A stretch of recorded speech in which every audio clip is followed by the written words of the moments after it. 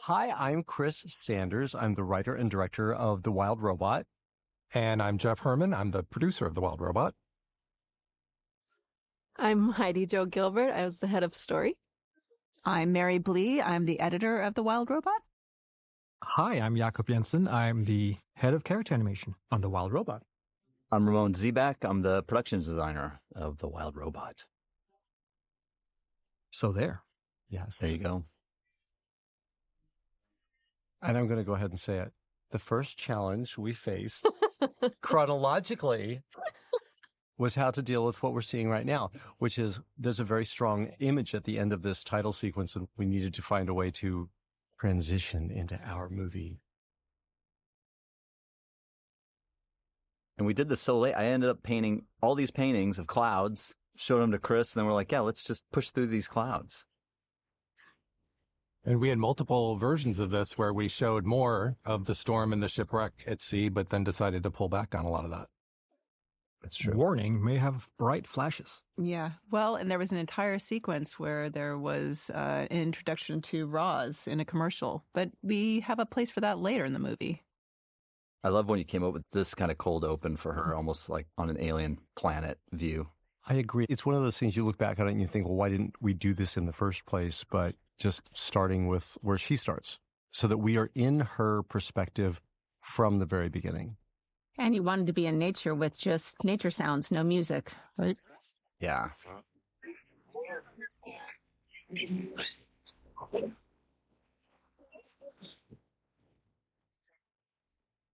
I always love these basalt columns, which are a volcanic formation that do look kind of alien, which always added to this set and this mood. Congratulations on your purchase of a universal dynamic. And we make the assumption that people know this already, but what you're seeing is really groundbreaking as far as visuals are concerned. Roz, right there, is what you would consider to be a normal CG element, like we had become very habituated to for decades. But she's set against a painted environment, painted waves, painted effects, other characters completely, their surfaces being painted. But Roz is supposed to not quite fit in the very beginning here. So we left her full CG surfaced. Yeah. And that contrast just is so great to start the movie. She's white and clean. Everything else is natural. All the textures are painted to feel like an artist's concept of the natural environment. And the technology to do that is huge. Be able to have every shot look like a painting. As Roz spends more time on the island, and as we go through the film, you'll notice that she becomes more and more painterly in her surfacing. So that by the end of the film, by the third act, she really does visually belong with everything else on the island. Mm-hmm. Do you need assistance? Big shout out to Dan Wagner and Fabio Lignini for animating this opening sequence all alone. I was going to say there's only 2 animators represented. Yeah.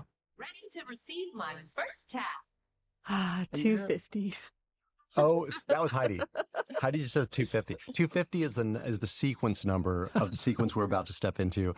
And 250 was, although one of the very first sequences of the film, is one of the last sequences we ever really sorted out as far as what exactly should be happening.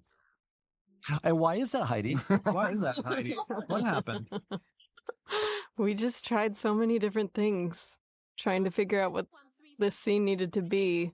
I feel like early on we had her just walking around asking for a job, and then we tried a version where we stripped most of the dialogue out, and it was just pantomime of her interacting with the forest, but we weren't getting any of her personality, and yeah.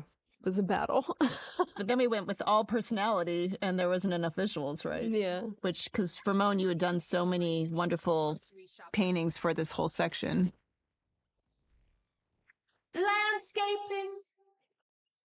That last shot, Jakob, you should talk about. Well, I think this was one of Fabio's very last shots of her, which was also echoing one of his very first tests of her contorting herself in all these funny ways.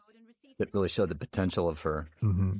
But yeah, what you guys were starting to talk about is there's so many different environments on the island, and we use the introduction of the island through this sequence as a way to really start to get the variety of what Roz will be up against.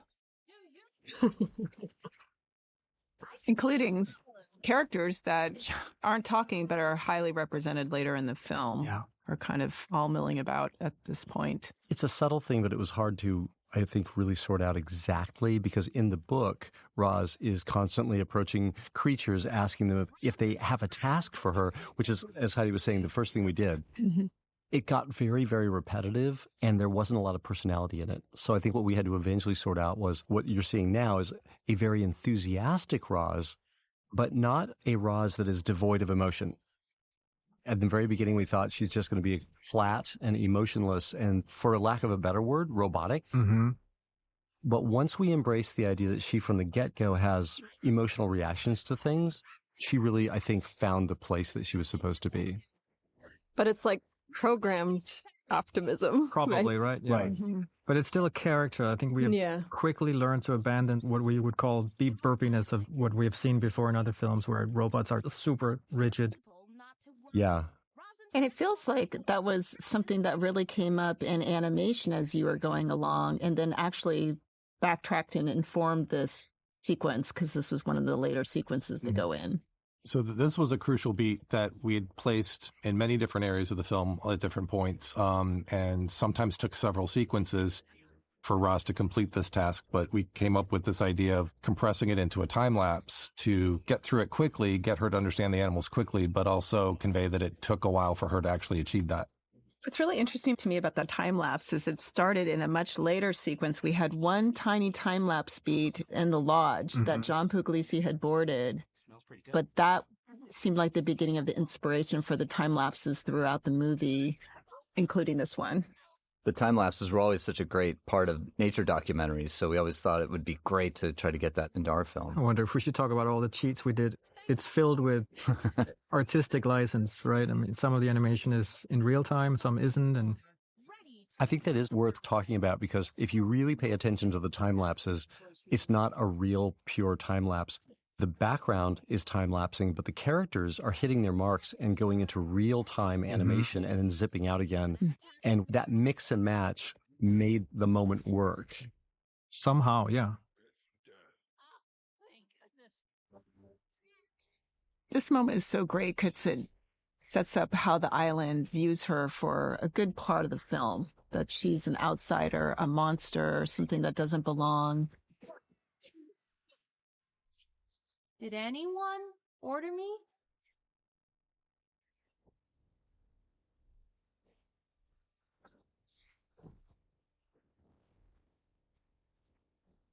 And that moment, she does have a sad little moment. Like, you connect with her because she says, when she says, did anyone order me? He looks really sad. And without that, you don't connect with her. And up until this moment, she actually thought she was where she was supposed to be, until we get to this shot where we reveal that she's on an island surrounded by water and nothing is familiar. Return to factory. Activating return transmitter. So the return transmitter, if you've read the book, that's not in the book. That is something that we added in story so that we could understand always where Roz was as far as how she felt about being on the island. So now, because she deployed the transmitter, she understands she's in the wrong place and she wants to leave. Now, of course, it's not going to work out. Or she's programmed to leave, right? Like, she's following her programming that's telling her to Go to factory. Yeah, return to the factory. Yeah. But now, see, she keeps running into a series of obstacles that make returning challenging. First of all, these guys, the raccoons, who have now raided her. And what you just heard is how it works for Story and for me, because I was like, see, she wants to leave. And Heidi said, it's her programming that wants her to leave. And this is how it works. So like, Heidi is always like, yes, but this is how it's working. I'm more apt to just fly off somewhere. And Heidi's like, but the story needs this.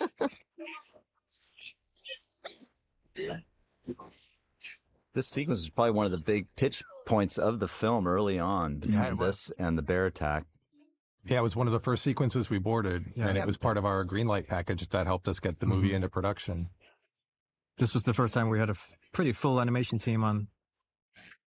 Yeah, it was the second sequence into animation. It was. The following being the first. Yeah. pretty big crowds and effects to do this raccoon ball. Raccoon ball. Yeah, I'm going to get to this early before it happens. When these raccoons fly through the air, there are 991 raccoons.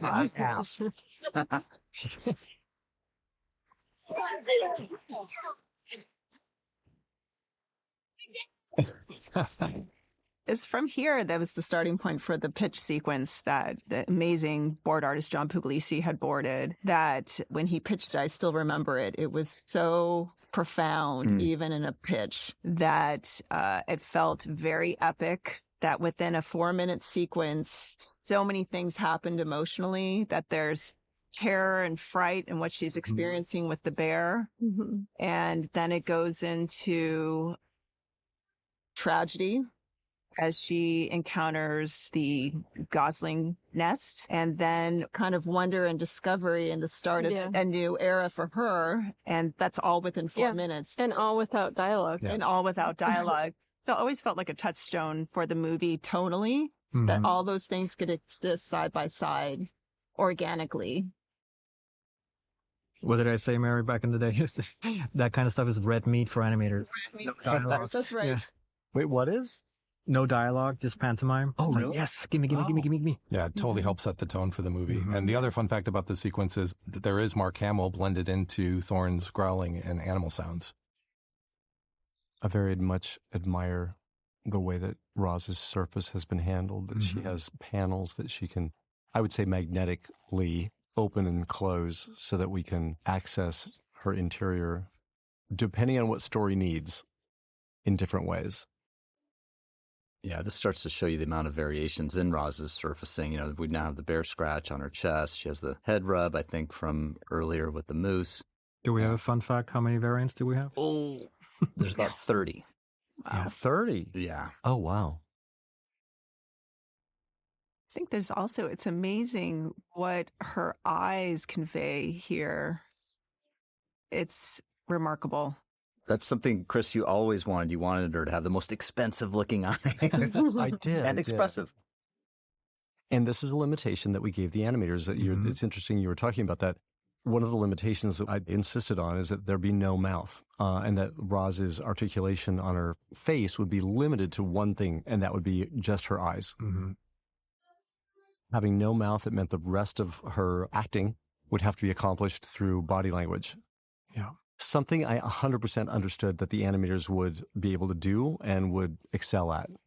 Well, and so many great things came out of that because of her lighting package, which was added to give her some expressiveness. And it's like the challenge became actually a benefit in a way. Exactly. It's true. Those running lights end up depicting so much for her. Emotion, her actual dialogue lip sync. It was never really the initial intent, right? But when Fabio was playing around with it and he did the pulsating, matching the dialogue, it was like, okay, there it is. Yeah. Yeah, the running lights were just an augmented design and immediately became so useful to transmit her in moods and power level, etc.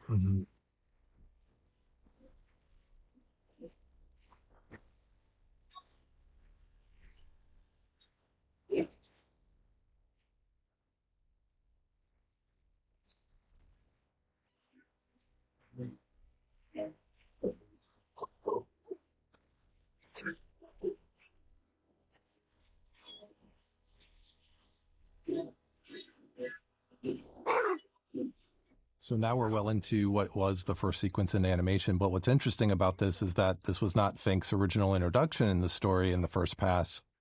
She used to meet him before finding the egg and purely just in this moment of needing help. And it wasn't until later that we came across the angle to present him initially as a predator.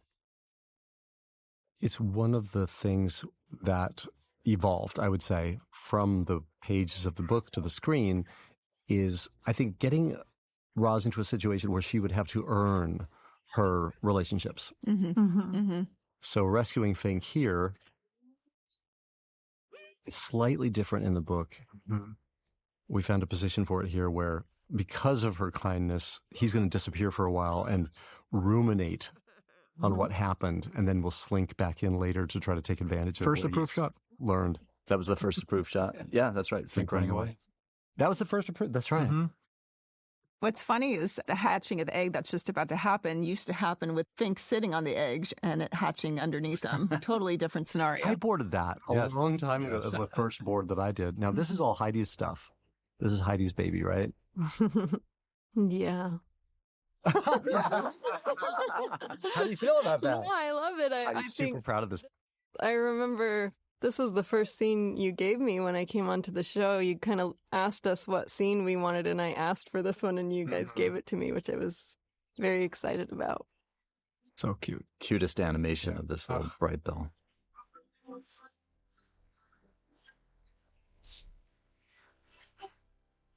And when did what happens here come into play, lighting up?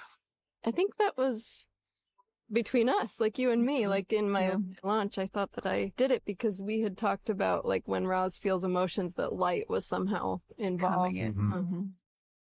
So that was the start of that. But those hexagon lights represent emotion different than her seam lights, which would be robotic emotion, right? Yeah. I also found it interesting, and I was glad for this. It's one of the things that no one ever really gave us notes on. Right. Is that when she puts her head against Bright Bill, she lights up. Yeah. There's no real explanation, and there's no real machinery within the story to explain it at all. We, I think, just emotionally get swept up in like something happened, and it was magic. Yeah, it's the power of their connection. And you get these little goosebumpy hexes also. That also makes no sense, but it's emotional. I also really like the fact that she picks him up and just puts him on the ground, and it's sort of a wonderful indication that their relationship is going to have a bit of humor in it that's fun and enjoyable. Perhaps tips for planning your next vacation.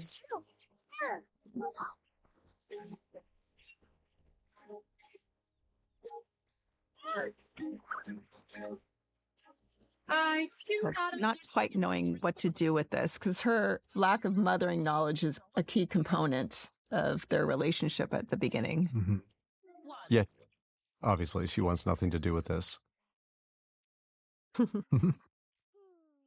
Some great examples here of our technique on display. The leaves coming into the sides of frame, the distant background that's got a loose painterly approach to it.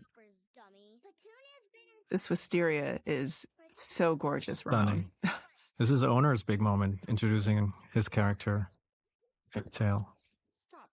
Well, and she went through A lot. so many changes with her. She started as kind of a comforting mother figure, a mentor to Roz in mothering, but then kind of turned into a bit of a harried mom with a little too much to do and too many kids in her hands to function quite as well as one would want. Yeah, we looked it up, and possums have 3 families a year. So we thought that was a good thing for Catherine's character, that she's over it. None of you are doing it right. Any glossy newness wore off a long time ago. And that the babies are obsessed with death The best. Yeah. That's so funny. because they have to play dead all the time. And Chris, this sequence used to also include what was at that point a bigger story change of Roz and her voice. Do you want to talk a little bit about the journey with Lupita to get to where we are? Oh my goodness gracious! Yeah, we spent a lot of time trying to work out something that was very important to everyone, including me at the very beginning. That the idea that Roz would choose her own voice and thus would decide her own gender. Would it be a female voice? Would it be a male voice? And this area was where that was happening. And it took us a very long time, well over a year, to finally, I think, just get comfortable with the idea that we didn't need to do that, that she could be that voice, that gender from the very, very beginning, that not that much story it wasn't as load-bearing as we thought it might be. There were bigger things that we needed to deal with. So eventually we just said, let her just be this voice from the very beginning, albeit a more uptight version. Task acquired. Return mode delayed. A Rosm always completes its task. You're lucky you just have one. As a mother of 7. Lupita did a huge amount of work to figure out how Roz's voice would subtly evolve. So even though Roz has Roz's voice and Lupita's voice from the very, very beginning, it nonetheless changes. And what you're hearing right now is Roz in her more enthusiastic, I would say imagine a guitar string or a piano string pulled tightly. That's a bit like what Lupita is doing with her voice right now. She's keeping it in a very high register, which was not easy for her to maintain. And later on, as the movie goes on, she relaxes and starts using contractions, for example, and becomes just more available emotionally. And when she changed her voice in this sequence, it felt like she evolved in one moment. And that was problematic for the storytelling. Whereas what Lupita ended up doing, which is changing her voice subtly over time, mirrored her arc of her developing relationship with Bright Bill, which was really nice. Whereas when it just happened in one moment, in one sequence, it was too quick. It's funny, it sort of echoes what we were finding with the animation throughout the film. As Lupita was finding her, we were finding out as well that it would be interesting to have her story arc manifest somehow in her emotions so that it subtly changes throughout. I think hopefully we succeeded in that. Hey, keep your trash out of my pond. That's littering, not to mention murder. I will always wish we had more room for Matt Berry's voice. The Matt Berry recording session was one of my very, very favorites, and we didn't need that much material. The nice thing about a character like Paddler or like Thorn, they don't talk constantly, but when they do, it's important. Allow me to introduce myself. Fink, predator and local goose expert, which I know you... Well, and here's where we get to know Pedro Pascal as Fink, who's such a pivotal character. I feel like Fink, to me, he always kind of represented the island's mentality of dog eat dog, right? Yeah. Which was in direct contrast to Roz's mentality, which is kindness can be a survival skill. And so I feel like that's kind of the setup of our whole dramatic argument throughout the movie is, yeah, dog eat dog versus kindness, and everyone learns to exceed their programming. And that wouldn't be there except for our very first conversation with Peter Brown. When we began the project, we met with him over Zoom, and he revealed to us that as he wrote the book, the thing that was going through his head was the idea that kindness can be a survival skill. And that was never memorialized in the pages of the book, but I was able to put it in the screenplay and put it right up on screen. And it already came up that Roz is talking about her programming versus the island's programming. And in a few moments, we're going to see that literal line come into the film when Fink is sitting by a sizzling crock-pot of dinner that he has tricked Roz into making. And he says, look, you got to learn how things work on this island. And kindness is not a survival skill. So he just laid it out there. And we wouldn't have that save for that conversation with Peter Brown. And what's great about it is Fink being kind of into himself is a ripe place for comedy and for acting, which it seems to me, Jakob, that the animators had so much fun with him being kind of naughty, kind of into himself a little bit. Oh, yeah. He's a great character. Just really briefly, that one shot of Fink inside the honey tree. As a kid, I had a Viewmaster slide all about a bear. You can look it up. You can find it. A bear who was trying to feed himself. And at one point, he ends up in a honey tree. And the slide was so sumptuous and luminous. This is not working. Are you kidding? Everything is working great. Oh, yeah, that. Here. And Pedro, once we had his last session with him, he expressed to us his gratitude for being a part of this and for allowing him to play a part that was closer to his own personality than anything else he'd ever done before. What's that? My power core. It is damaged. Without it, I rely on my solar surfaces and batteries. Yeah, you should work on that. I also need... Coming up is a line that was not written for the film. As Fink is being drug away, he's going to say, is it normal to burp this much? And that's something he said as he stood at the mic in one of our earlier recording sessions. He was eating something and he just said that. And of course I was like, please tell me that that was recorded. He said also, like, maybe I should probably go see a doctor. Then you cut that because they don't know what doctors are. We could have gotten that in. A survival skill. Yeah, so, how did you get a Gosling anyway? There was an accident. I terminated his family. For future reference, you probably want to keep all that to yourself. Understood. Do not mention dead family. So this upcoming conversation about Bright Bill being a runt, that was something that was also deeper into the film at one point in a more sincere moment, but was relocated up here to kind of help illustrate the whole you need to understand how things work on this island approach that Fink's laying on Roz here. Right. And I believe it, that may have, I'm losing track of it a little bit, but I think that in the book, it was in that scene in the lodge after they get the lodge built. And in this very warm, sweet scene where, Roz and everybody had warmed up to Bright Bill to some degree, And that's when he said, look, I got some bad news for you. Your kid's not going to make it. Mm-hmm. And it was way too emotionally intelligent, I think, on Fink's part at that point. And this was a really good move to move it up here where he's like, hey, he ain't going to make it, and that'll make our lives easier. Not the same as completing it. So we're doing this. Well, if you don't want me or anyone else to eat them, you're going to need a place that's safer than... I like this bit so much with the turntable clavicle. Yeah, him offering to eat Bright Bill to take him off her hands is a nice touch. Here we go. Oh, here's Here we your... go. Here it Is is. it normal to burp this much? So that would be one take.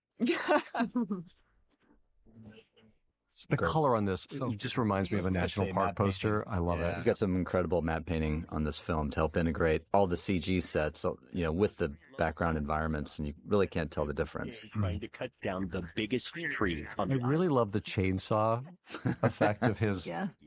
I really didn't expect it to be that lavish, how much wood he was grinding through, but gosh, it's satisfying. Buy it.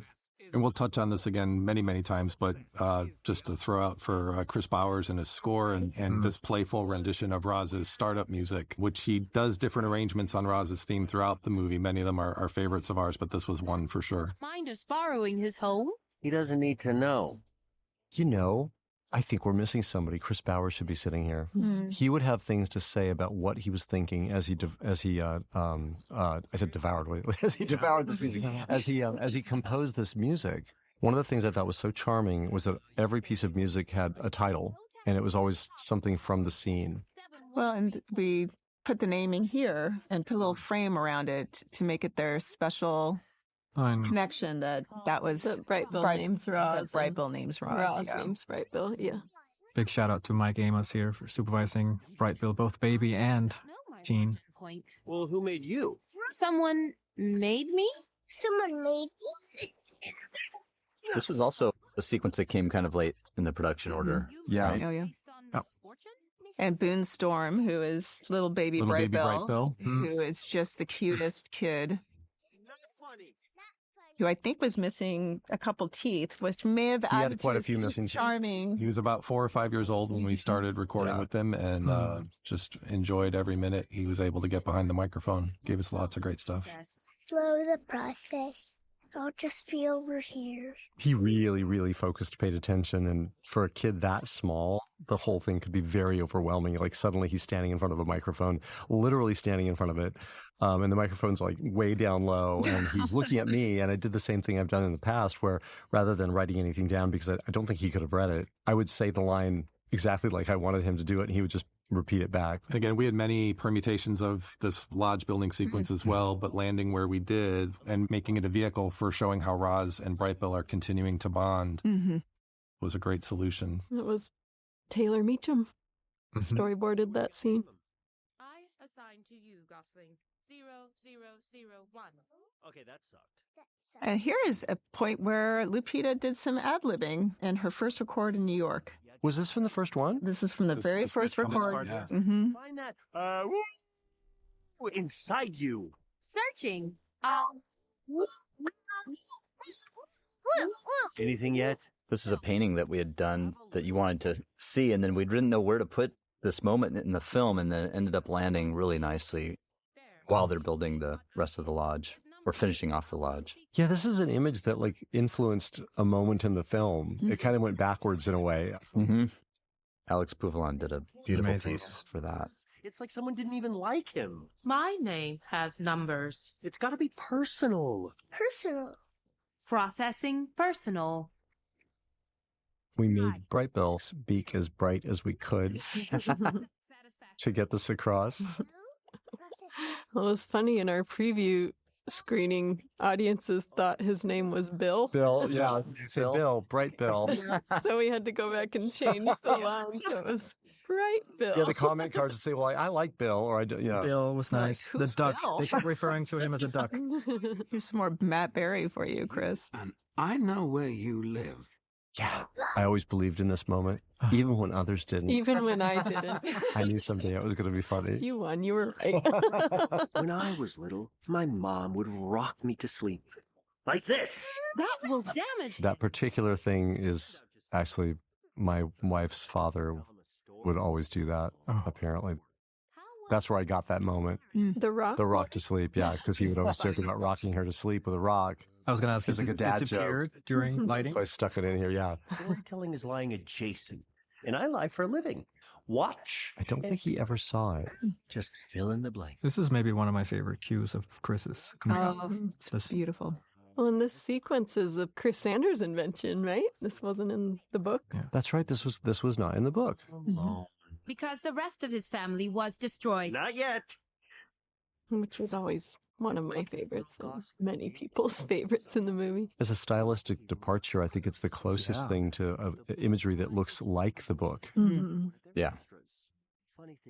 And Jakob, you and your team came up with a real interesting animation style here. Well, we wanted to sort of dive backwards in the history of animation and go, this is what we now call stepped animation, with a combination of all these sort of cross dissolves, 3 frames, 4 frames cross dissolve. It had a interesting effect.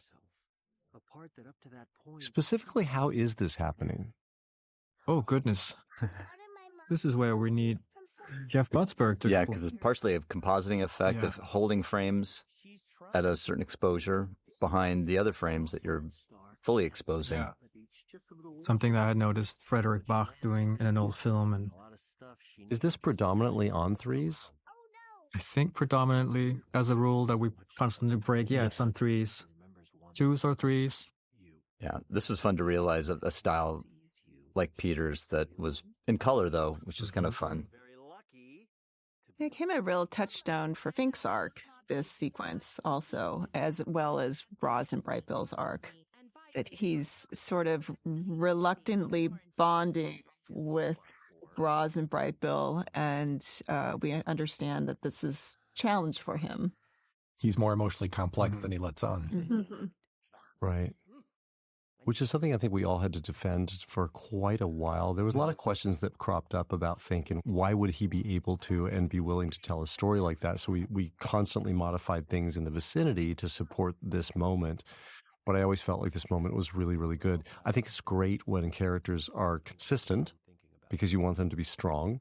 But I think it's also something you don't want to close the door to dimensionality and that a character can surprise you and show something. And in fact, I think those are the moments where you really connect with the character when they do something a little bit maybe inconsistent with how you felt they were, but they're revealing another level to themselves. So I always felt very strongly that Fink had a terrible, terrible childhood. Yeah. As we reference with his mom, but love is something that he probably really, really would love to experience.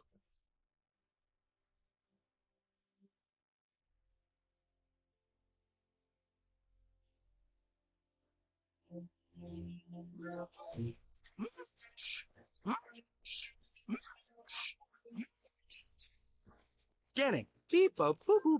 Possible animal friend sighted.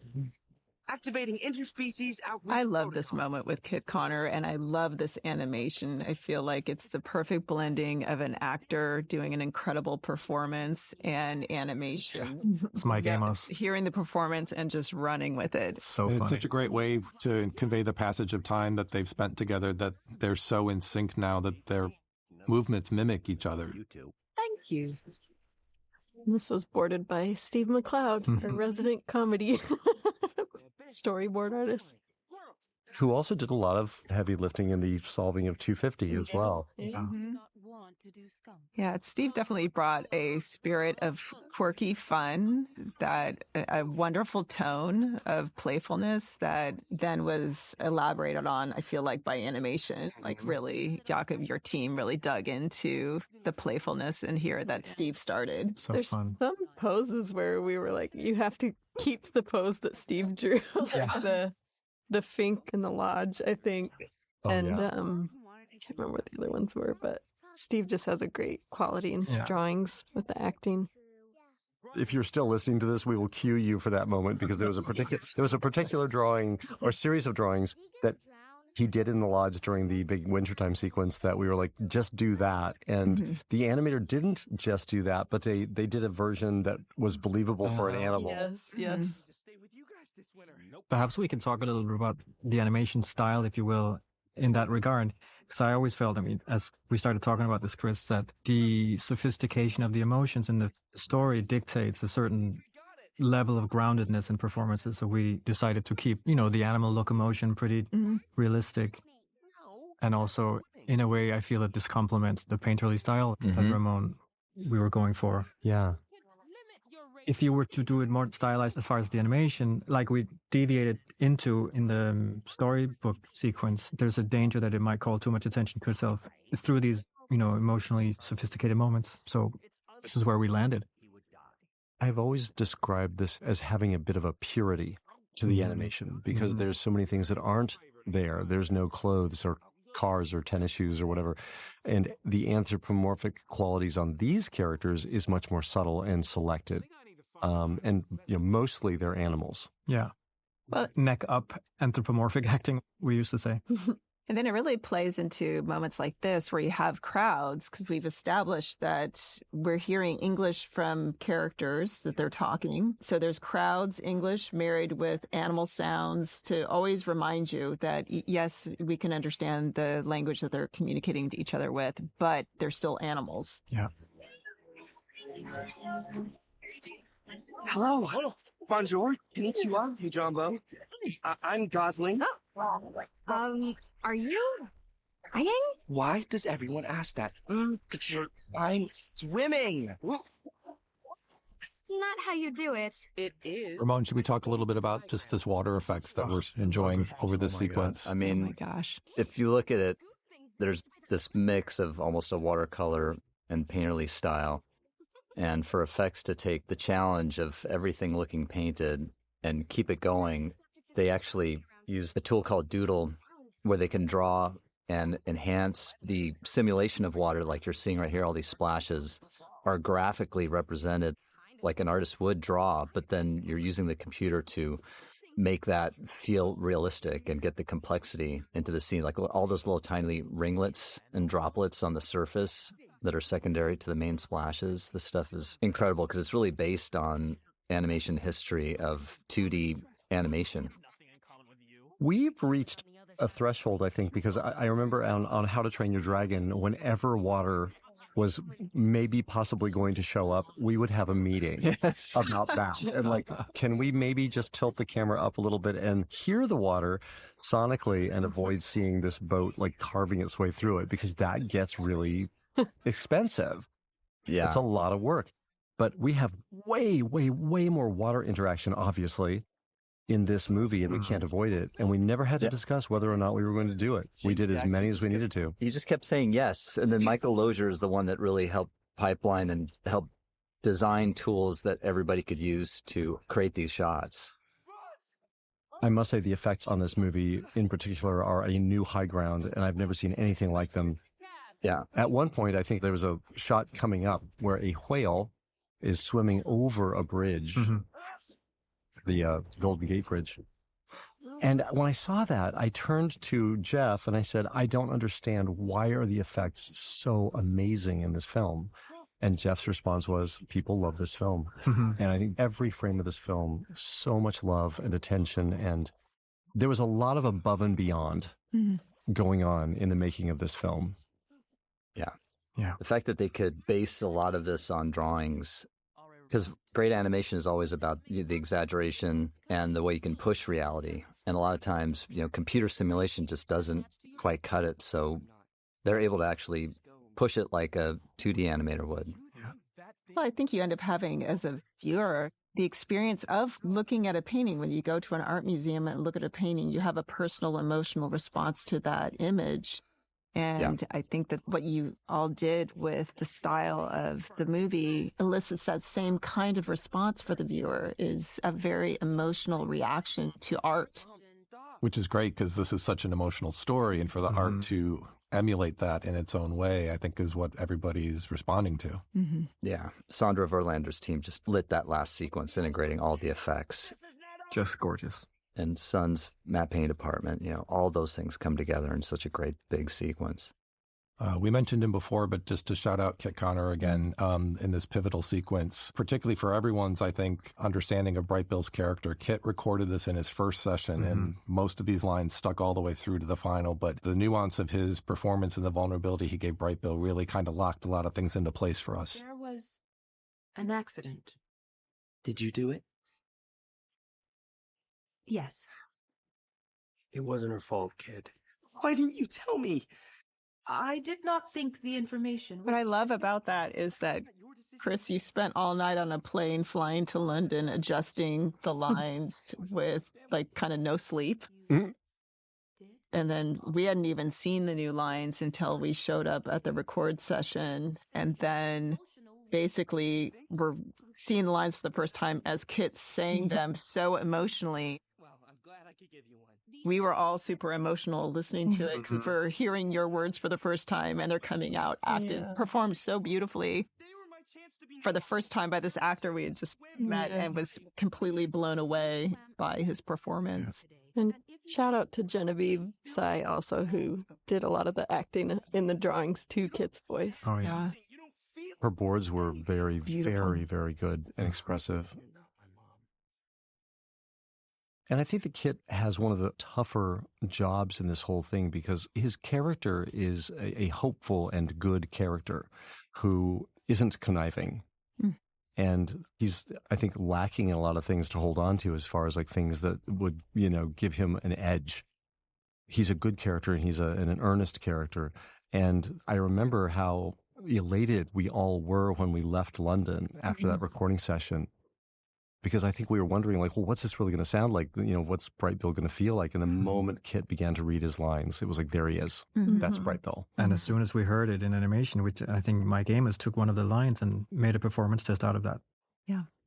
It's gorgeous. So here's a sequence with a lot of things for us to cover. Yes. Okay, so Ramon, you should start with the environment.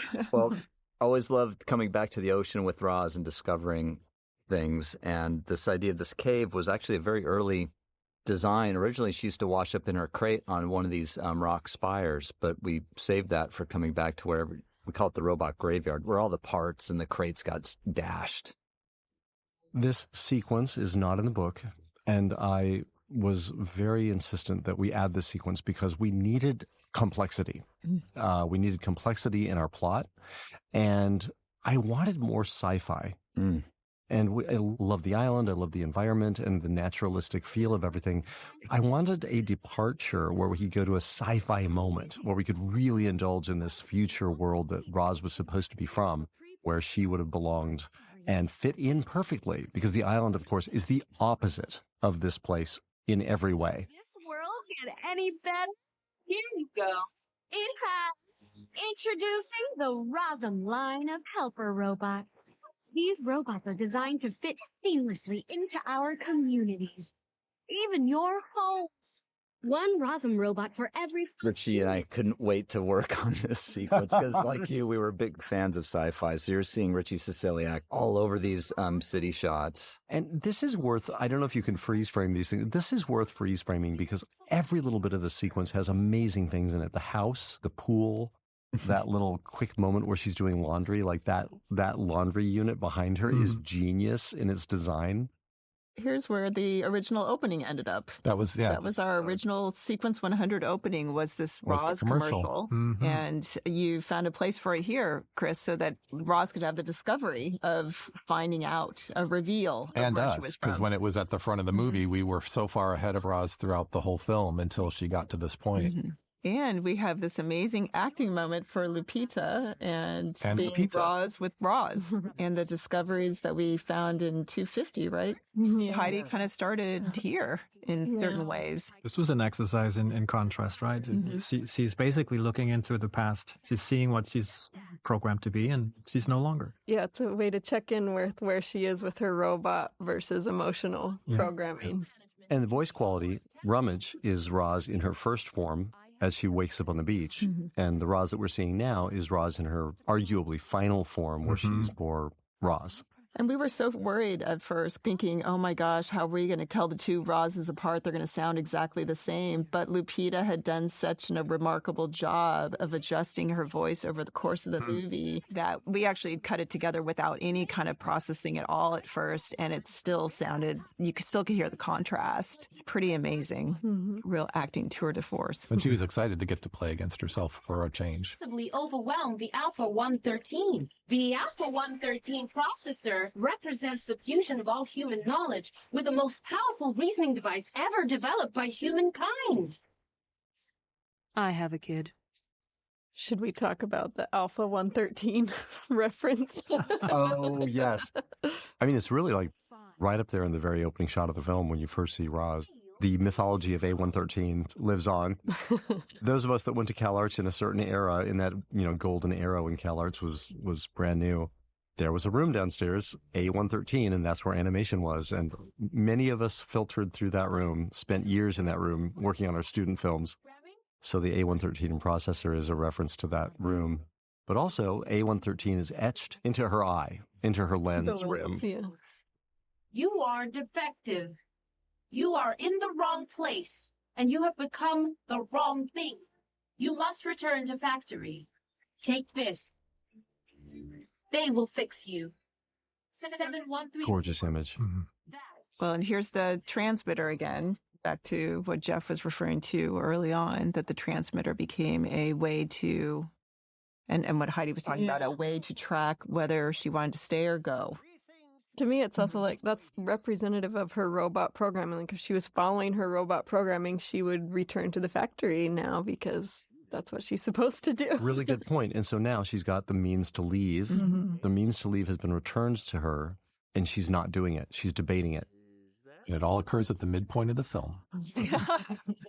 Just as everyone planned. Yeah. And I have to say, I'm really proud of everybody, myself included, oddly, that we have this moment. There's about to be a moment where neither of them says a darn thing, and nothing happens. There's just a moment where we rest. And you don't always have a film that's timed that well. And there's no music. She looks so vulnerable. Nothing. There. Yeah. Mm-hmm.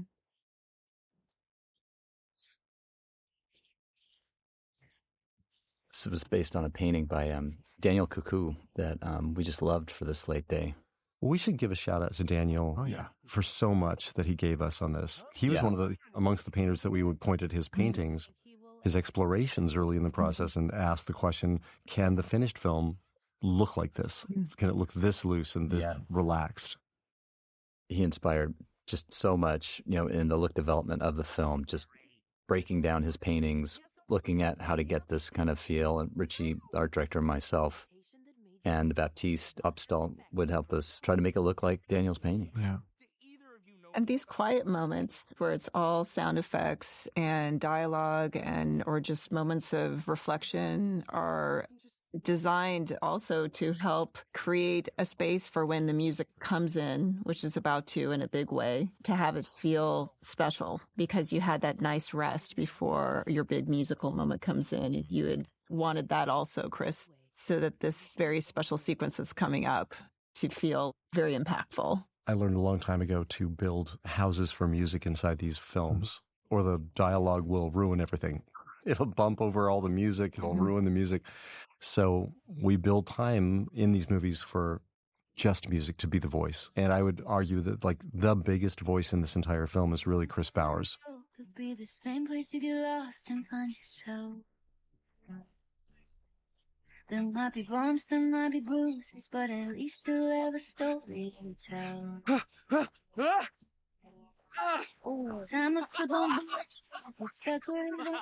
Speaking of music, so this song that we're hearing now, which is performed by Maren Morris, was originally crafted for this first of 3 flight training sequences, and it lived over just the first sequence for a while. But creatively, musically, we were struggling with where to go from here because the song has this amazing climax at the end of it, but it was happening when there were still 2 more sequences of training to go. And it was Chris Bowers who came in and said, let me try some things with it. And he took the song and broke it apart and restructured it and broke it up and interwove it with score so that now it acts as one whole musical piece that encompasses all 3 sequences. Know what to say. Good. What if you your biggest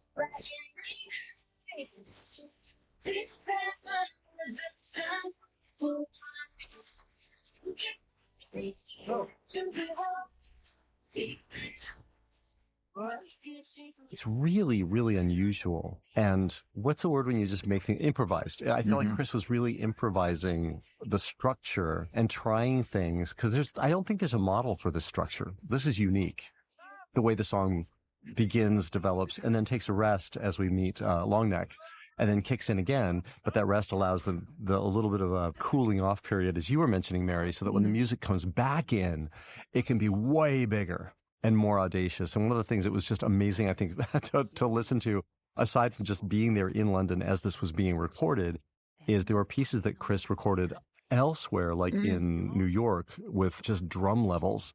And we didn't hear the drum levels come in until we were in the mix at Skywalker Sound. And I think I was just bouncing up and down in my chair, like freaking out. Like, in charge, I would have just said, play that again. Okay, again. Okay, one more time. I just wanted to hear it over and over again. More drums. More drums. It's great because Roz has a great moment coming up here that had a sound effect on it, actually. And they ended up taking off the sound effect and leaning into the drums. And it's her stabbing the obstacle into the ground. And it's because they were playing that drum track for you. And you're like, more drums, please. Cool. That's where it's fun to just be like an audience member, just like, this makes me happy. Get more of that. And it's coming up right here, and you're going to hear some epic drums. You ready?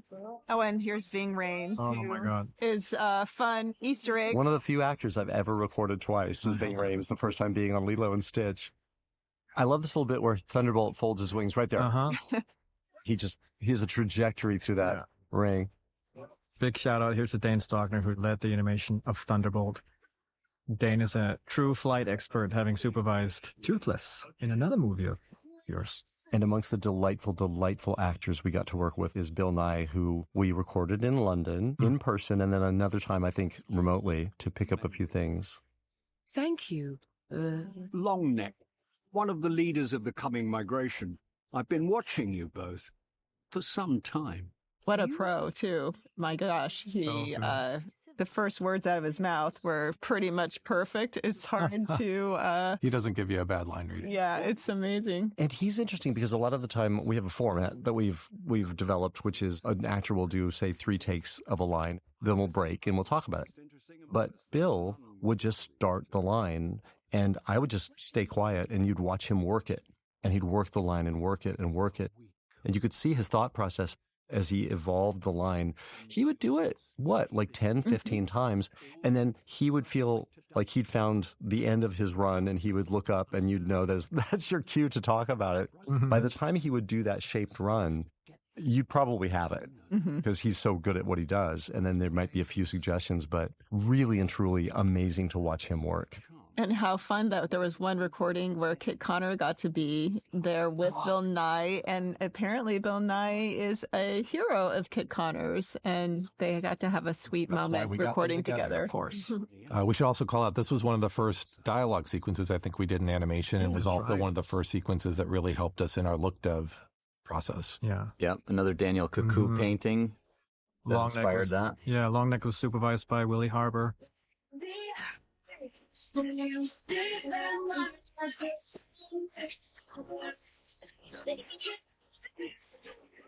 Note how much bigger the music is now. It's more dimensional. It's got pillars and halls and a roof. So great to put that gray sequence in the middle of this. You get a little rest, yes, and then you come back to this color build. So it's the same thing with the rest for the music. It's the same for the rest for the color palette, which is cool. We've talked about that sequence often as the one where we really sort of felt we clicked in the look, didn't we? Yeah. Get your butt back up in the air where it belongs. I think she just did that. I don't think I wrote that. No, I that think was improv. Improv that, yeah. Catherine really embraced the wilder side of Pinktail that we unleashed partway through the show. That boy.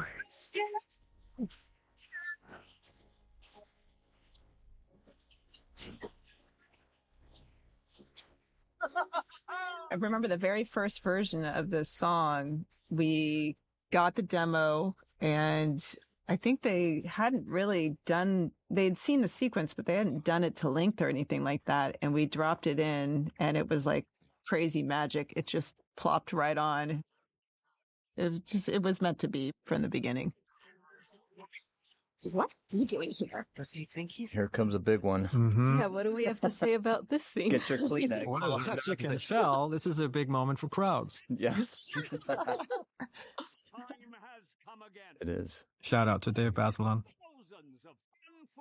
The background here always is remarkable to me. Agreed. I think the backgrounds in the next few shots are amongst the most stunning in this entire film. We love this And they idea. look like paintings. That's what I love. Yeah. They're unashamedly paintings. And the light's just skimming where you want it, where you need it, you know? That's something we talked about really early on, that the idea that the sunlight is just above their heads, and when they finally take flight, they'll touch the sun. Yeah. This first migration. Thank you. I would be delighted if you would join my group. The way the light comes through the mist here is remarkable. Yeah, lighting and effects and matte painting, all these things combining to look somewhat effortless, but also a very believable space, something that you might be able to walk into nature and see. This flight is a gift Roz has given you.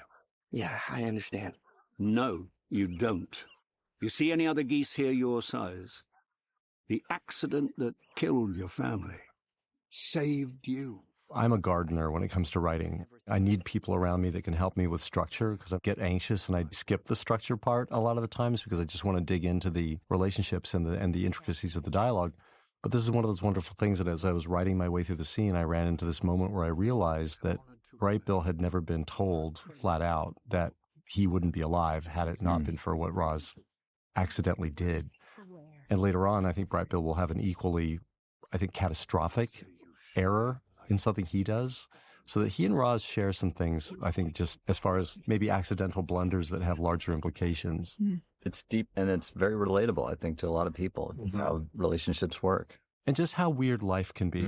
I think that was one of the things I really enjoyed about this entire film, is that life is this bouncing ball that does unpredictable things. I think it's one of the things about the story that we all gravitated to in the first place, is that it doesn't shy away from difficult situations or topics, but instead helps provide readers and kids an opportunity to understand how to navigate these things. Yeah. It's going to be part of your life. This was a big moment for you, Heidi. You had a point of view on what needed to happen here. Oh, this scene has always been a beautiful, showpiece for us, but in early versions of the screening, it felt like the movie ended here. And so we were trying to make this a breakup more than a I love you, goodbye. To not let the relationship be healed. Yes, so that you wanted to use that need for them to reunite to drive the later parts of the story. But Chris boarded this scene, and it's been beautiful from the beginning. We just messed with the acting and the words that were said. But to your credit, you've always been very, very good with the details and not letting things be inconsistent, I would say. Mm-hmm. Okay, I just want to mention this really quickly. The way that little task complete sign came up, really understated with that tiny little noise as that graphic flipped, was pretty much there from the previs. Mm-hmm. It was one of those magical, never make that more elaborate. It's so spare. Well, to me, it worked. It's also it's the moment of her robotic programming is done, but now she's functioning on emotions and she doesn't know what to do with that. And we added that HUD later in the process, a number of screenings in, because we needed something that was easy way to track, kind of where she was.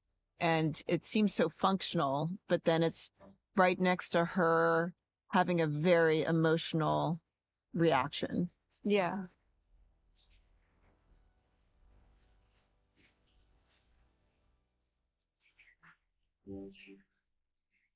We also need to call out, obviously, the music in this sequence, as powerful as it is, was the first theme that Chris Bowers actually worked out on the film. He had touched a couple of other sequences before this one, but wanted to dive into what is musically and emotionally the most difficult moment in the film, and figured that out before then filling in everything else around it.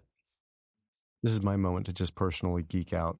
This sequence we're about to see is the most beautiful sequence I think I've ever seen in an animated film, period. The color is like nothing I've ever seen before. This cold wintertime vibe is so solemn and so beautiful.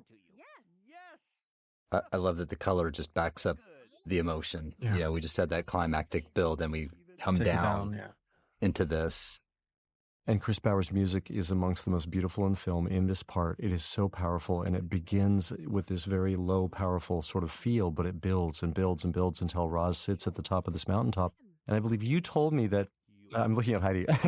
This is me looking at Heidi. You can't see that. I'm looking over at Heidi because she mentioned that Catherine Rader, who boarded this, said, this is going to get cut. She was like, I hope it survives. Yeah. But she didn't think it was going to stay in because nothing's happening. Yeah, because But everything's happening. But everything's happening. Everything's happening. This is a good example of how this movie has been so different from the beginning, because on the page, this is really nothing. Like on the page, as I was writing this, Roz goes to the top of the mountain and she activates her transmitter, and all around her animals are going to sleep. It doesn't sound like much, but it's huge because of the artists that worked on this, because of every single department that plussed this and loved this. From the written page all the way through story, into layout, into animation, and to the end with Chris Bauer's music, everybody took this movie very seriously. It seems to me like it's a perfect exercise in restraint. Well, if you've done your job right, which I think, Chris, you did a great job of prepping everything ahead of this, makes this sequence possible. Because if you've done the job of telling what the characters are experiencing, where they are in their arcs, where they're struggling emotionally, then there's going to be storytelling in the silence. But you have to do the work ahead of time so that you can have those silent moments, and the audience is still along with the storytelling, even without dialogue, even without exposition. It's a beautiful way of saying it, Mary. Storytelling in the silence. That really is. But it's a really hard sell. It's a hard sell. It's a hard sell on this journey. We were working hard. I'm so glad when Chris Bowers did the music, because we were really working hard on the temp score, because we were trying to sell this because we knew it would be tough. Yeah. And your temp score was so effective. I was worried, of course, about having to surpass that, but Chris made it look easy. Oh, Chris did an amazing job. But that's a really good example of, like, I could hold that sequence where it was, and I don't believe we ever got a lot of pushback on that sequence, but you could hold it where it was, knowing that in the months and years it would take to get that sequence to finish, it would be worth it. Signal received. Mapping location.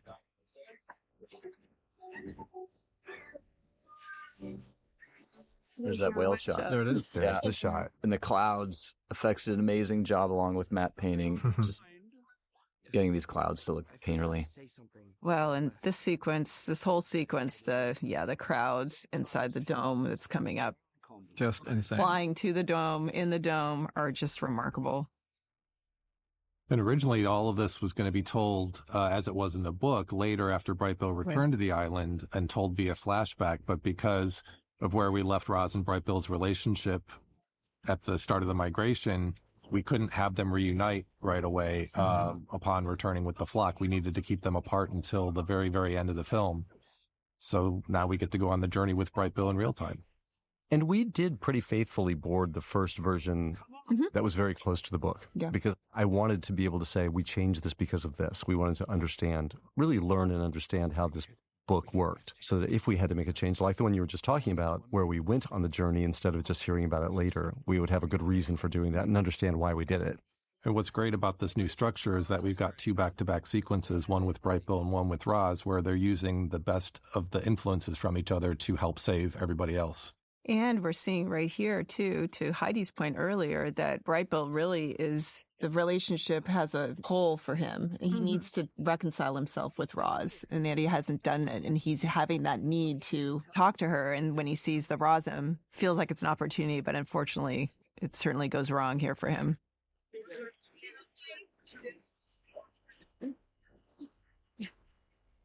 I also like that he's just being an animal, and that Roz looked enough like Roz that he'd never even bothered to look at the details and realize it wasn't her.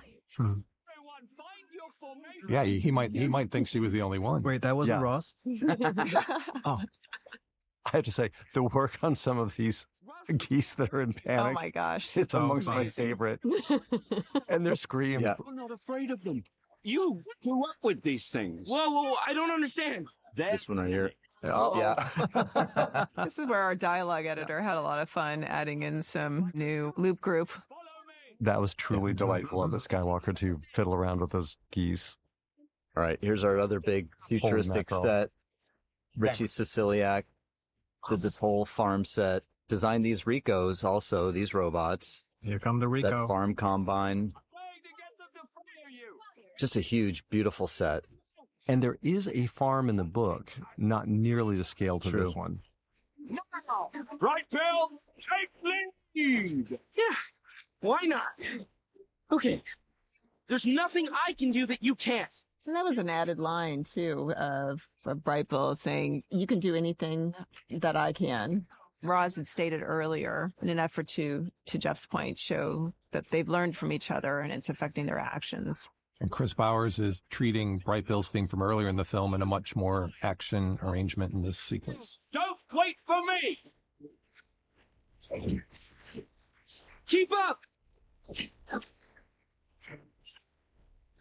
Big shout out to Prashant here for leading the charge on the Ricos.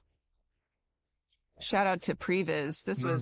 There was a lot of coverage in this sequence from Previs layout. Chris Stover and his team really worked hard to provide a lot of options for us. Big shout out to Stover. Yeah, basically they were an extension of story on the film and really helped us in ways that were hard to board. Mm-hmm. Think? Roz? Roz! Hey! Here comes that Steve expression. Oh, yes. Made better by Dan Wagner. Dan Wagner. Want me here?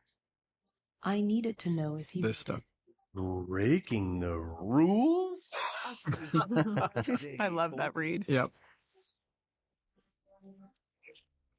It is good to see a friend. Yeah, Pedro Pascal sounds like he's been doing animation voices for his whole life. He's so natural sounding. Cast is just so great. They have such unique, distinctive voices, but they're also so brilliant at inhabiting characters and to where they feel fully fleshed out and realize you're not thinking of the actor when you're watching these. Here it is.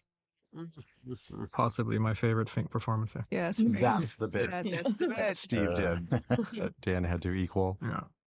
There's another tour de force from the look department, getting all this stuff to look like winter paintings.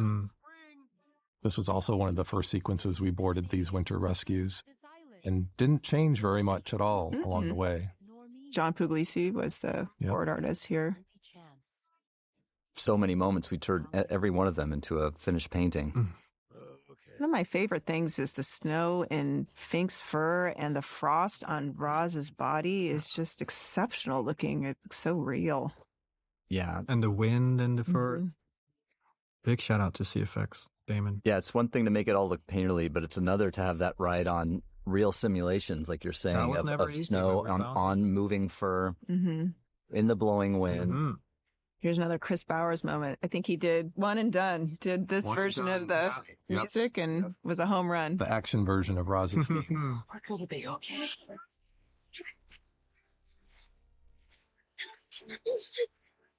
What are you doing here, you jerk? Bummer. This one's dead.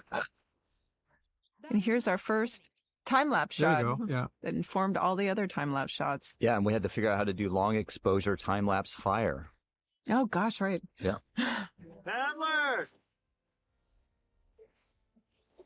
Cut? Fine.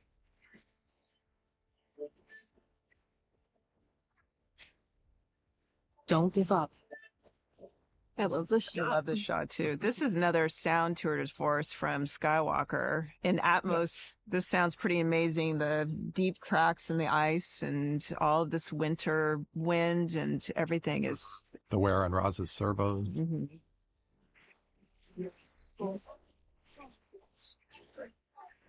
Notice Ross's edge lights going to red now. Throughout the sequence, they change color as her battery goes down. Maybe one more.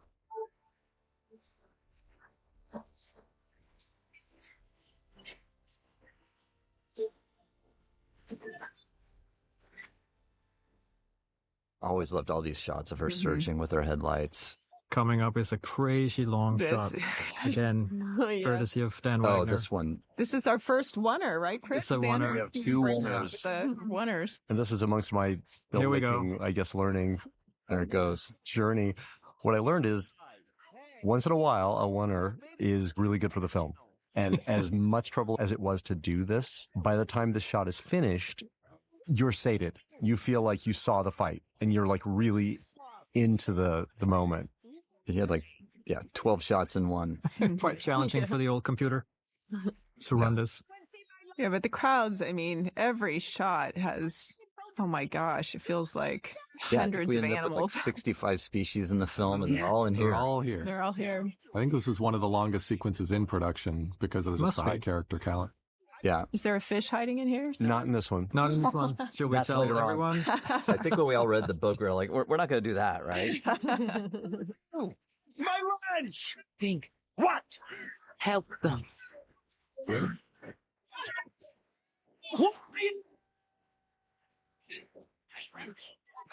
It's just one of those times where there's no shortcuts. You're Nope. just going to take it on the chin, and you're going to have to animate a bunch of animals. Yeah. You just got to start. And this was Pedro's first big moment that he recorded. Yeah, this was very early on. It was We got early this with on. him. Everyone in here hates someone else. But here we are. And here's the deal. First one that walks out that door is dead. And if we can't keep it together in here, everyone's dead. Again, this was a huge collaboration between animation and crowds, doing a lot of the heavy lifting, all these different behaviors in the background. You see them, you feel them at least, you know. It's a beautiful scene. Also boarded by Catherine Rader. Yeah. And very true to her boards. Mm-hmm. And Chris, you did something wonderful here. One of Peter's inspirations for the book in the first place was realizing the similarity between animal instincts and robotic programming. And you found a way to encapsulate all that and make it another theme of the movie to become more than we are programmed to be. To bring you here.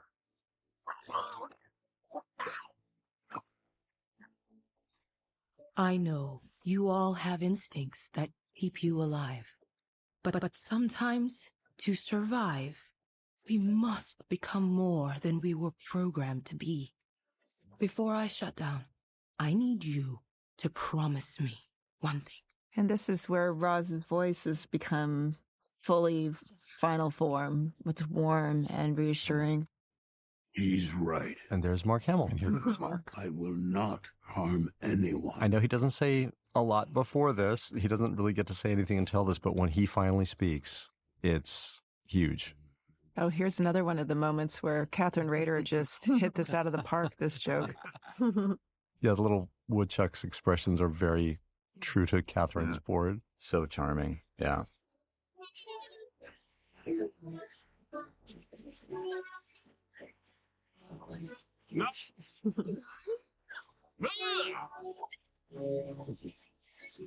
We won't even pretend to die while we're in here.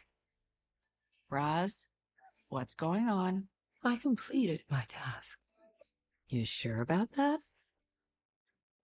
I always liked this moment because it kind of embodies part of what we were going for. Roz's slogan is "Erasm always completes its task," but it has a nice dichotomy with "a mother's task is never done." Pinktail points that out to her there.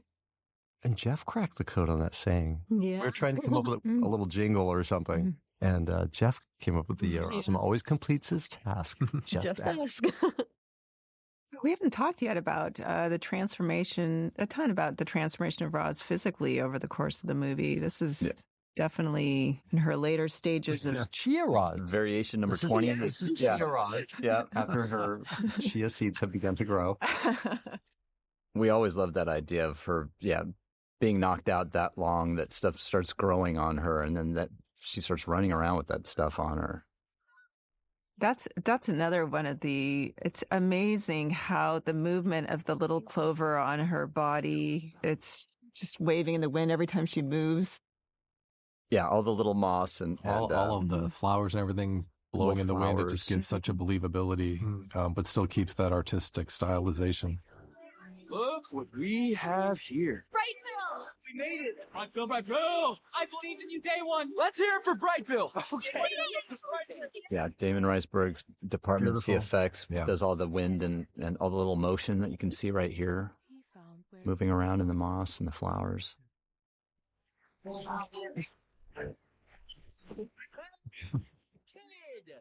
Extraordinary crowd work.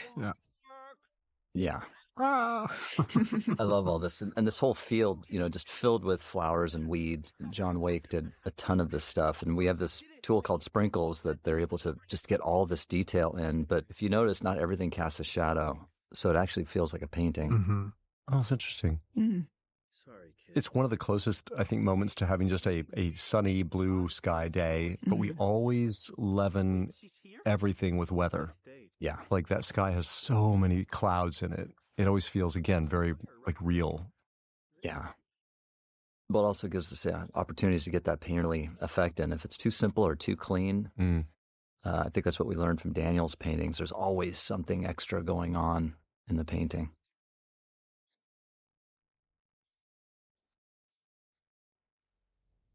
This was another extraordinary previs moment. I remember watching this in previs the first time, the first previs pass, and it was pretty close to what we're watching here. We almost cut it, and the previs saved it, right? That's right. There's a little concern about just boarded by how it transitions. Yeah.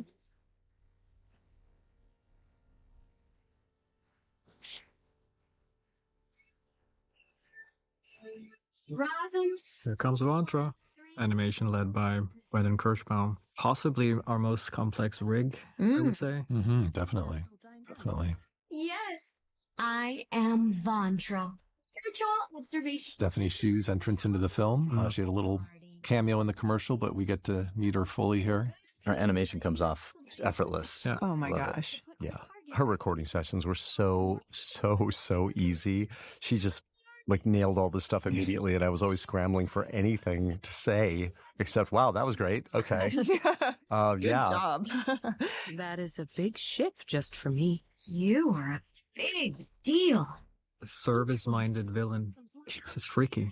The detail in Vantra's movement, her little, I don't even know what they're called, feelers are on the front of her face, and her little flaps and panels on her head, and her little eyeball moving around. It's just and his little very detailed.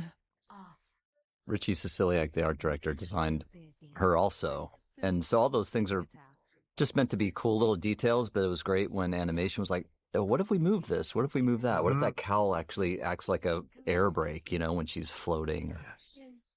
Complicated. I guess that thing on the back's a thruster. Yeah, let's put an effect back there. We also had a kind of midpoint in the development of the film. This notion of her being pleasant came into play, right, Chris Sanders? That she's helpful and nice and not evil robot, just kind of like a customer service person. Yeah, I mean, she plays the role of a villain, and she needs personality. And anytime a note would come in like, why is she acting like that? My answer is because she needs to be a villain. And so the excuse was she was programmed to act this way. But she needs to be bigger than life, and she needs to be kind of scary. Yeah. But she's so pleasant, too. It's a fun contrast. It is imperative you return to this ship. Yes, I left my transverse adapter thing out there. Just go get it and be right back. Voice stress analyzer indicates you are Lying your butt off back there. I'm so proud of you. All these sequences combined for me to be some of the most exciting lighting in the film, and at the right point. Just gorgeous. Especially this moment, which was inspired by phys dev art that Richie had done. Yep. Yeah, Richie had done these great tonals for all these shots of Roz being chased. This whole section of the film, again, went through lots of permutations, in particular the ordering of the events from when Vantra came to when Roz was on the ship and when the Rico battle happened, and we rearranged those parts many, many times and wound up in this configuration. I think that overall we would simplify. And in the book, there were sequences where she would be hiding and the Ricos would be searching for her, and she would utilize all of her camouflage skills to hide. And that's the kind of thing that it's great. It's really, really good. In the film, it made everything slow down too much, and you need things to pick up pace here. So I think we simplified it to stick with her and not break away. To the good stuff. But it's great. In another Wonder Shot coming up, you still incorporated a lot of those notions that she's learned from the animals, that she can adapt and hide and change herself, and everything that she's learned during the course of the movie is represented in that one shot. This is a wilderness. And I am a wild robot.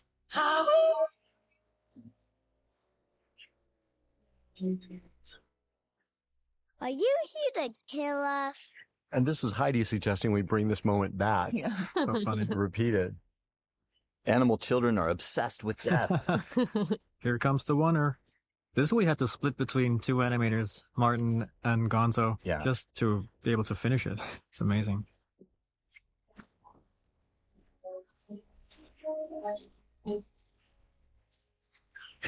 It's a giant shot in lighting, effects, everything. All I don't even know how many frames this thing is, but it's never ending. Look at this. Never ending. The raccoon bit got a great reaction at Comic-Con, I have to say. That was gratifying. Awesome. Captured. Okay. That's Randy Tom, our sound designer of the Rico.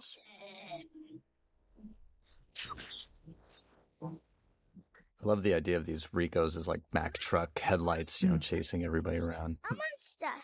You scare me. Damage detected. I like that we set this whole thing at night. Yeah. It just gave it so much more character. Well, then, we got to really push the color right into this next sequence. Yep. It's been interesting talking to people who've been watching the trailers and went to the preview, the thing that we did at Comic-Con. Everybody really notices the difference of the fire. And they call it out, that they like the magenta and how vibrant it is. Yeah. We added the fire because we needed consequences for the island in a larger sense. And it's probably the only thing that I could think of that would threaten the island would be a Bambi scale fire.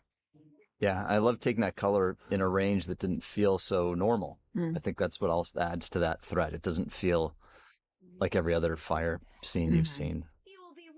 And this is a choir doing this eerie sound. Everything inside that head of yours. Why? You've changed. The data you've amassed while on this island is priceless to universal dynamics. Which I didn't understand that until later on. I thought that was a sound effect. There's Jeff's favorite shot. That's one of them, yeah, for sure. Well, the whole idea of the geese having their own vindication story, right? And they get to, they've been jerks to Roz and Brightbill for so long, and they get to help save the day is really gratifying, and in such a spectacular way.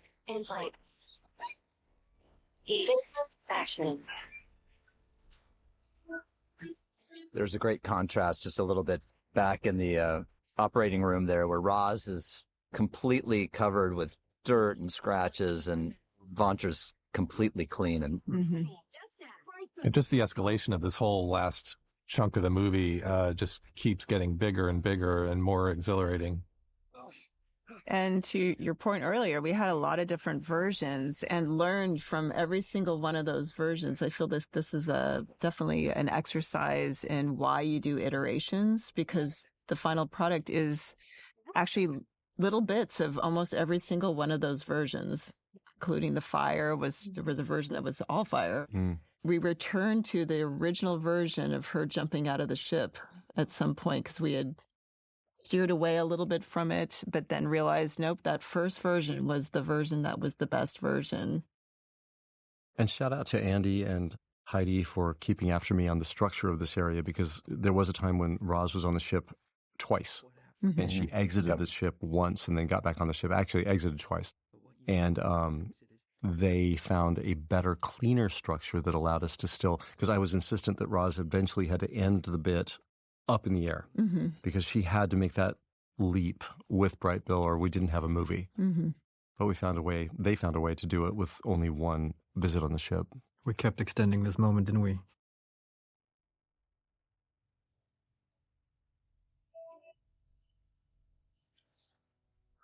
Yes, and maybe, Jakob, you're noticing that there was a piece of music written for this section that Chris Sanders at the mix decided, and Chris Bowers together decided to remove. I see. To make it more impactful. You feel the silence when she's dead. The reality of the devastation. And the quiet. It's powerful. Impossible. Where are we going? Only one animal is big enough to stop this. This is the big fire shot. Cat Lair, you got a minute? We have suddenly taken an interest in your project. Male bovine excrement. You're in This whole tree being Paddler's opus was not something I did. Admit you were wrong. Oh, we're so sorry. Came up quite far into the production. It was during one of our story punch-up meetings. Yep. And it was Was it suggested, yeah, I believe it was Tom who McGrath. suggested that he should have this opus and that be the thing that helps in the decisive moment. Tom McGrath just gave us a funny bit where, a paddler was obsessed with this tree, and that tree ended up being the key to the ending of the film as far as the fire is concerned. Yeah. So we had to retroactively work it backwards into the story in terms of setting it up and making everyone familiar with it. Forming connections with things they should not. Brightwell has nothing to do with this. Please, at least let me return him. And we're on the verge of some of the biggest effect shots in the film, and some of the shots, like, I can't get over. Every time I see this, I know what's going to happen, and I'm still involved.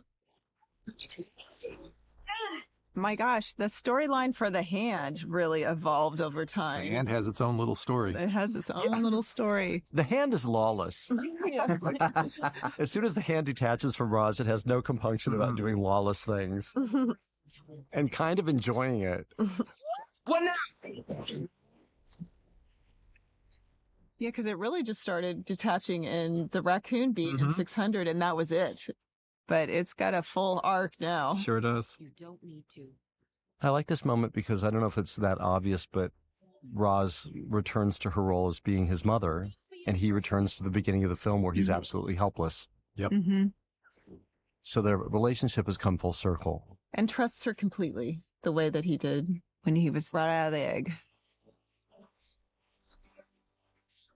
And we boarded this in editorial. I remember this with a ballpoint pen and a pad of paper. I always know when you have a great idea because we'll be talking, but then suddenly it's silent. And I just hear scribbling and you're saying, oh, wait, I've got an idea. And you sketched out her pulling out the power core.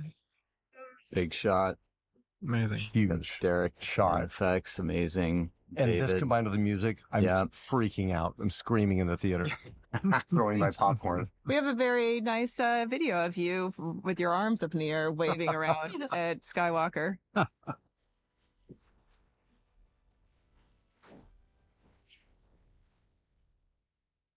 I love that Skywalker added that sort of sonic boom kind of thing.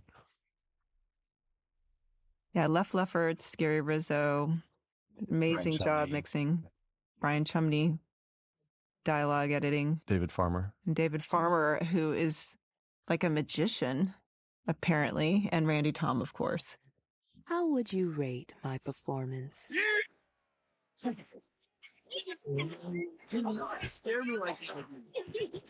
this was one of the tougher turns. This was very true to the book, but we needed Roz to go home. And after these animals had laid down their lives to protect her, we had to find a way of being okay with that.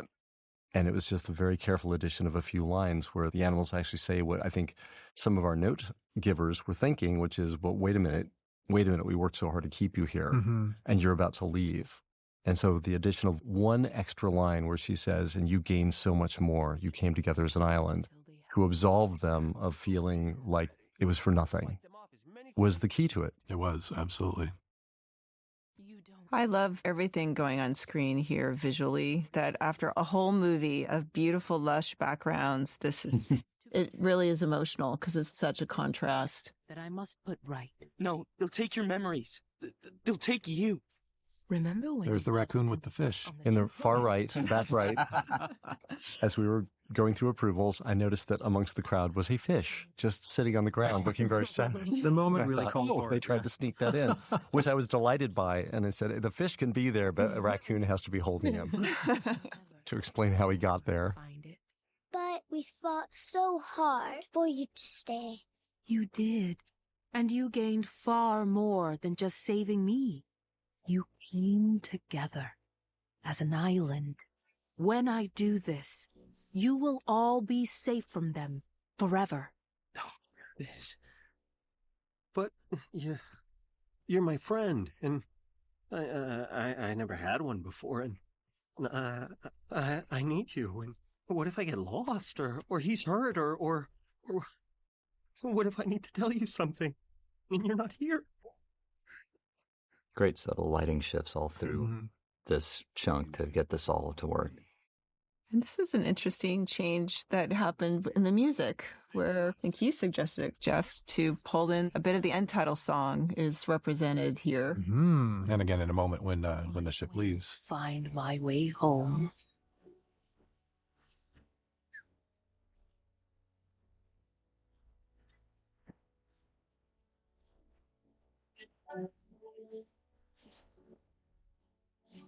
People might recognize that. Another little Easter homage. egg. To the crew.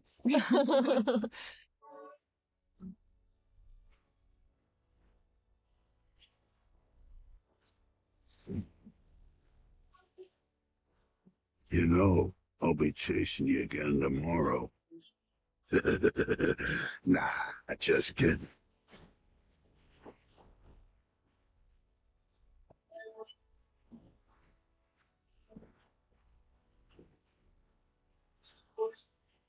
And there are a few notes from the song that's going to come back in the trailer. Beautiful Sky by Hejong and Matt painting, and Richie Siciliac. This was another painting of Daniel's that you always love. Just how white can we make that snow? These are the boards I always remember because Chris Sanders boarded Think Running Through the Snow, but they're not just boarded, they're actually animated. They're animated. Come on, yeah. We just used them. It's remarkable. Is based on the hierarchy of importance. Good. This world gets better. Introducing the Robin line helper robot. Yeah, you watch that too much. I like that the scene gives each of our main cast a little curtain call of sorts. They all get to say something. Even Stephanie, through the commercial, they all have one last line. And Jakob, this is your baby right here. Might be. Such a beautiful job on it. It's I charming. couldn't resist. I resisted all calls to change the book into an iPad or a tablet. No, they have to be gathered around a book. Of course. I don't care how far in the future it is. They included a manual. All the parents of today applaud you. Where is she now? Well, they needed her back where she came from. She has some very important work to finish there. Will we ever see her again? Yeah. Will she ever come home? Yeah, will she? Well, if I It's a know. late little ad sticking Mark in there. That was fun. And Rosm always completes its task. Hello, I am Rosm 7134. And Lupita doing the work to create two voices. All that work sets up this beautiful moment. And with the change for Brightbill giving her the nickname Roz, her now saying what she's about to say carries so much more significance.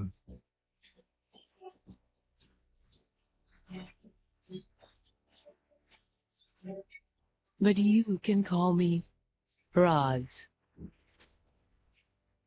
Iconic Peter moment also, is that right?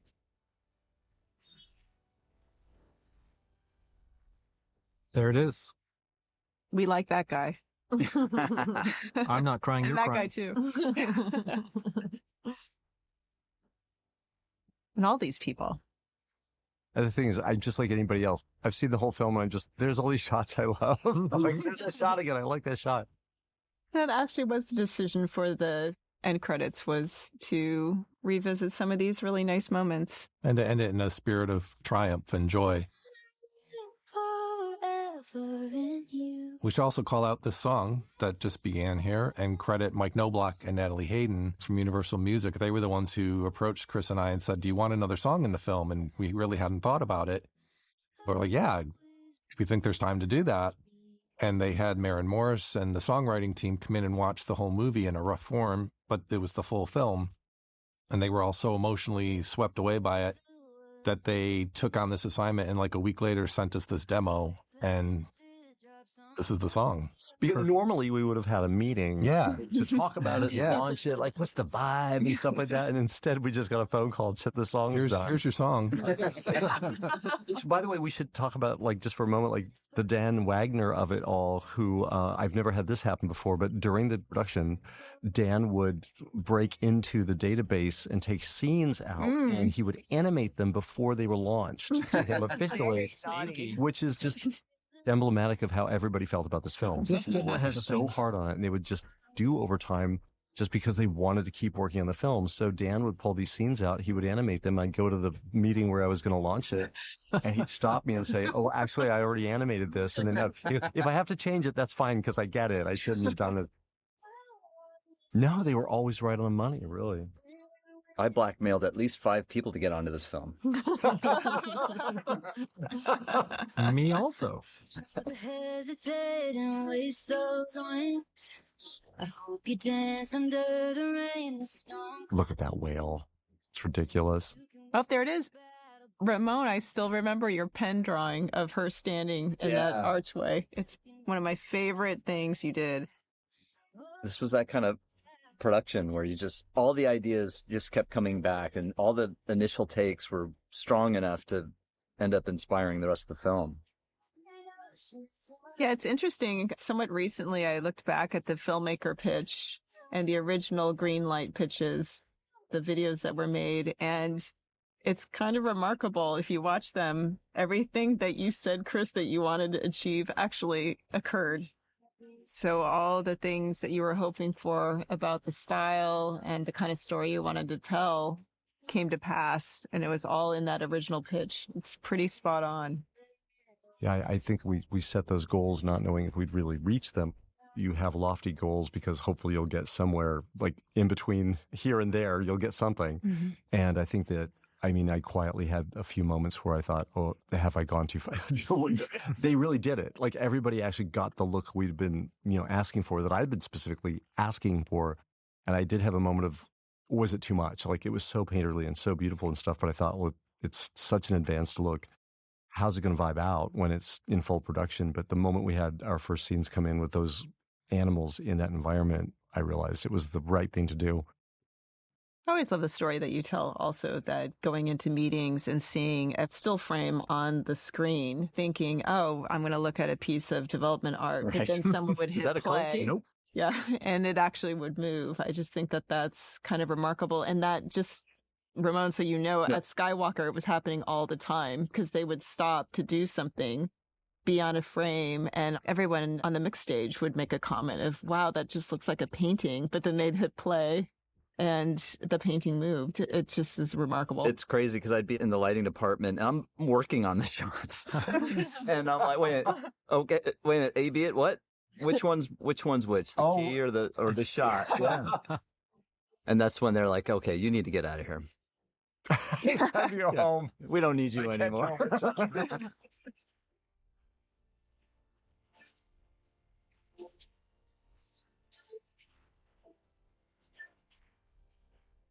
By the way, this long, big, beautiful painting that you guys are seeing, Richie Siciliak, the art director, did this in one big piece that we put in, and then Jakob and we figured out how to put in some little spot animation, and it just kept growing and growing. Is this one single piece of art? Yes. Were we to print this out, how many feet long would it be? Oh, there you go. We should Fun fact. lay it out. We really should. Depends on how wide you print it, but let's print it. I'll go 20 feet. I was going to say 12 inches wide and 20 feet long. We could use our roll printer. We could. Really go for it. Make sure the ink doesn't give out. There's Pinktail. I do really like how it goes into this monochrome. It's really, really, really gorgeous. Yeah, we figured everybody's had just about enough color for now. You can look at this beautiful, tasteful end crawl.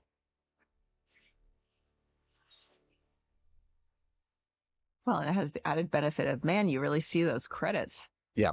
Yeah, they pop. So beautifully. Yeah.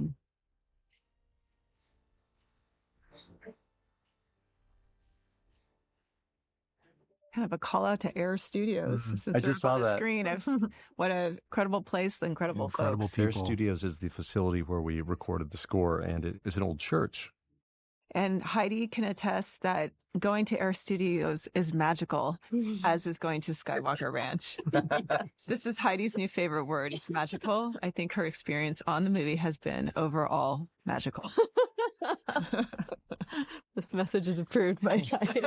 I'm Heidi, and I approve this message. Perfect way to wrap it up. Magical. Every time I say magical for the rest of my life, I will think of you. Well, and I think each of us can attest to the fact that movies like this don't come along that often. And the experience of this film and the quality of this film and the camaraderie and collaboration on this film, I think, is something that is a career high point for so many of us. And credit to Chris and to everybody, because every single person on this film made a difference and pulled off basically a miracle of movie making. Honestly, it's been so fun to see everyone's work. I mean, I'm kind of blown away. You know, sometimes you get sort of obsessed with what you need to get done, but every meeting where either an animation dailies and an art review and a story pitch, it was so fun to go because you couldn't wait to see what everyone else was doing and what incredible special work that was being done. We definitely have to acknowledge how many iterations of these scenes our story crew created. And that is a lot of work. There's no substitute for, you know, the slog of going completely through a sequence and drawing every single panel that you need to draw. And we have a lot of sequences that are just in a storage unit somewhere digitally that were exploration on the way to finding the right ones. Yeah, I learned a new term, line mileage. That was my new term for the production.